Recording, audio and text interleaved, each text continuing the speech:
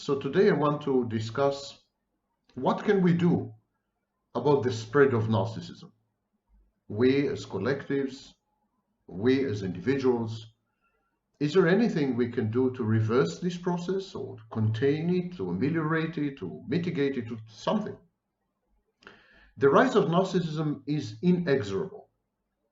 It is a trend comparable to climate change and to the shift in gender roles. I don't believe there's going back now. There is no going back now. If I'm right, this calls for major adaptations on multiple levels, individual, institutional, and collective, as I've said. And I would like to point out to three of them in broad brushstrokes, apropos my patient Vincent van Gogh. Number one, to harness the considerable energy of narcissism and channel it in socially acceptable ways, sublimate it. Very similar to climate change. Trying to reverse climate change is hopeless. Instead, we should invest everything we have in adapting to the inevitable, inexorable outcomes of climate change. The same with narcissism. Narcissism is here to stay. It's going to grow.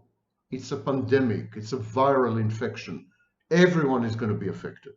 Everyone is going to become more and more and more narcissistic because narcissism is a positive adaptation. It allows us to survive better in a world which is impersonal, atomized, and demands a modicum of selfishness and even psychopathy. So rather than act as Don Quixote and attack the windmills, why don't we simply channel narcissism? Why don't we divert this enormous energy and use it in ways which are beneficial to everyone, socially acceptable ways? This process is known as sublimation. Consider, for example, prosocial narcissists, communal narcissists. They work, they are altruistic, they are givers, they are charitable. Most creative people display pronounced signs of narcissism. So exactly as Hans Eysenck had suggested, creativity is somehow linked to psychopathology, psychoticism, narcissism. We shouldn't get rid of the bath with the bathwater, with the baby, with the bathroom, and the whole apartment and building. We should be much more discriminating in where healthy, high-functioning, socially beneficial narcissism stops and the malignant variety starts. Prosocial and communal narcissism could spell a workable compromise in a future that is ineluctably narcissistic. Number two, we should put in place checks, balances, and institutions to prevent the more destructive, insidious, and pernicious outcomes and aspects of narcissism. We should acknowledge and accept that narcissism is a threat to every individual and on a species level.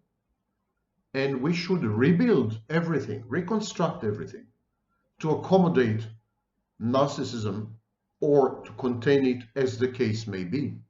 We should be clear-eyed about this. We should realize all the dangers. We should teach our children to acknowledge, recognize, and accept the inevitable. We should prepare. Indeed, my third point is that we should prepare the general populace to accept narcissism as a part of the landscape and the zeitgeist. And this latter goal is best accomplished via technologies that will provide outlets to conforming, positively healthy narcissism. And at the same time, these technologies should isolate and penalize users from an increasingly more narcissistic environment. In other words, users who are malignant, overt, in your face, defiant, reckless, should be isolated and penalized.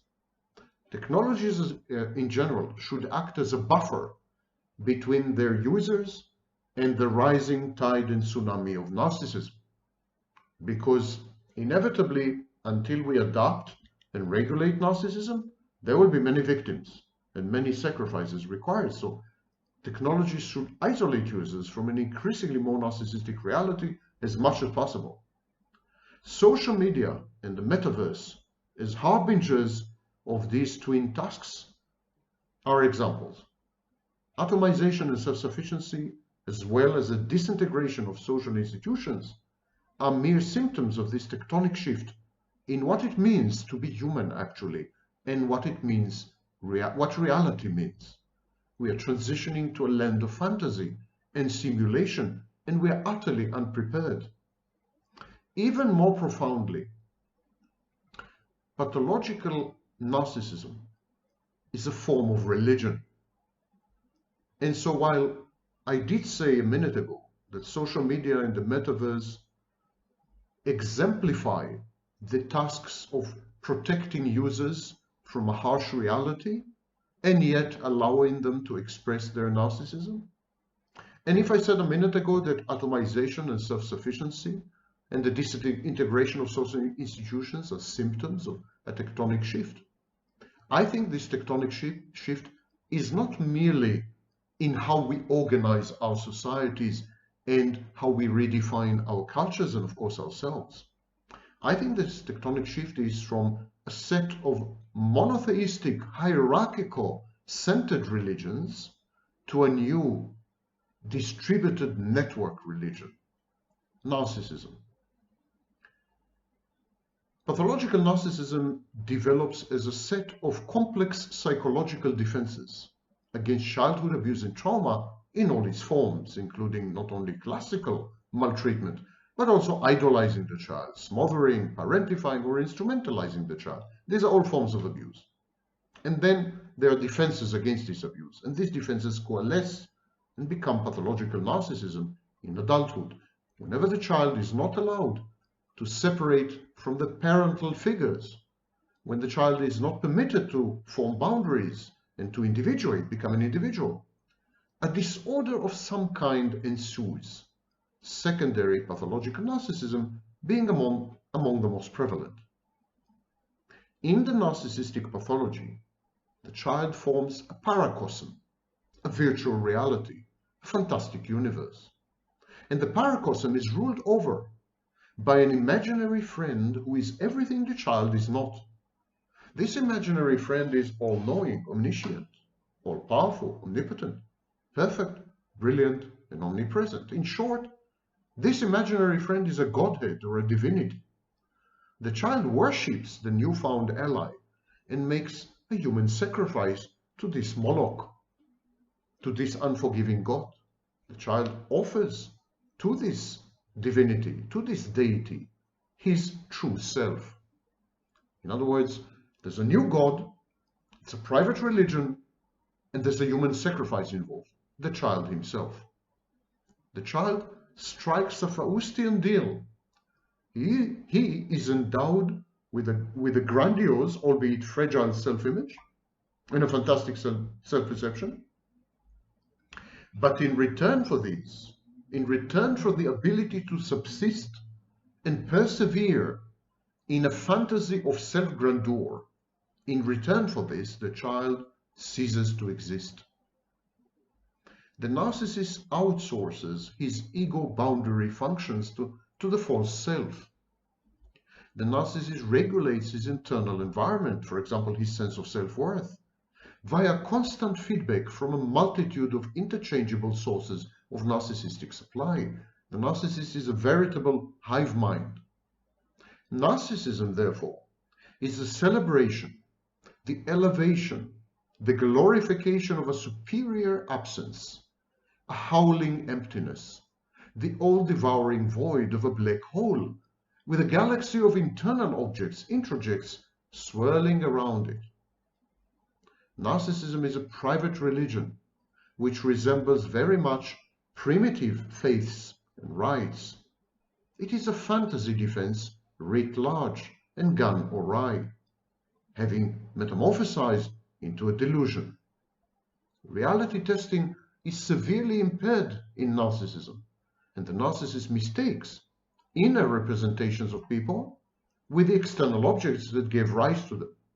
In other words, he confuses people with how he sees people. He confuses people with the internal object in his mind that represents these people, the internal objects, the avatars.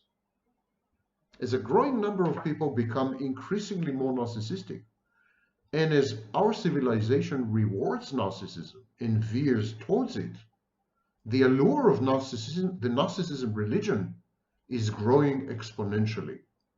It is beginning to be widely and counterfactually glamorized, even in academia, as a positive adaptation.